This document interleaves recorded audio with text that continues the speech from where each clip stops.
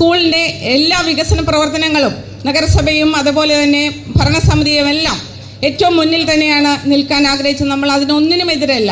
പക്ഷേ ആ ഒരു നോട്ടീസും അതേപോലെ തന്നെ അതിൻ്റെ നടപടിക്രമങ്ങളും പാലിക്കുമ്പോൾ നഗരസഭയുമായി ഒന്ന് ആലോചിക്കുന്നത് ഏറ്റവും നല്ലതായിരിക്കും. കാരണം ആ ഒരു നടപടിക്രമങ്ങളിലൂടെ പോകുന്നത് തന്നെയാണ് ഏറ്റവും നല്ലതെന്ന് തന്നെയാണ് എനിക്ക് പറയാനുള്ളത്. ഇത്രയും വർഷത്തെ പഴക്കമുള്ള പറവൂരിൻ്റെ തിലകക്കുറിയായി നിന്നിരുന്ന ഗവൺമെൻറ് ഹയർ സെക്കൻഡറി സ്കൂളിന് ഇങ്ങനെയുള്ള ഏറ്റവും വലിയ സ്പോർട്സിന് വേണ്ടി ഈ തുക അനുവദിച്ചു തന്നതിലുള്ള സന്തോഷം കൂടെ പങ്കുവെച്ചുകൊണ്ടും അതോടൊപ്പം തന്നെ എനിക്കൊരു കാര്യം പറയാനുള്ളത്,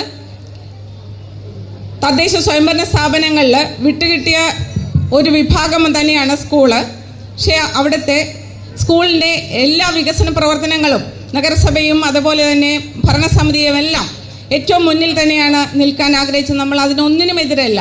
പക്ഷേ ആ ഒരു നോട്ടീസും അതേപോലെ തന്നെ അതിൻ്റെ നടപടിക്രമങ്ങളും പാലിക്കുമ്പോൾ നഗരസഭയുമായി ഒന്ന് ആലോചിക്കുന്നത് ഏറ്റവും നല്ലതായിരിക്കും. കാരണം ആ ഒരു നടപടിക്രമങ്ങളിലൂടെ പോകുന്നത് തന്നെയാണ് ഏറ്റവും നല്ലതെന്ന് തന്നെയാണ് എനിക്ക് പറയാനുള്ളത്. അതൊരു ഈഗോയുടെ പ്രശ്നങ്ങളൊന്നും തന്നെയല്ല.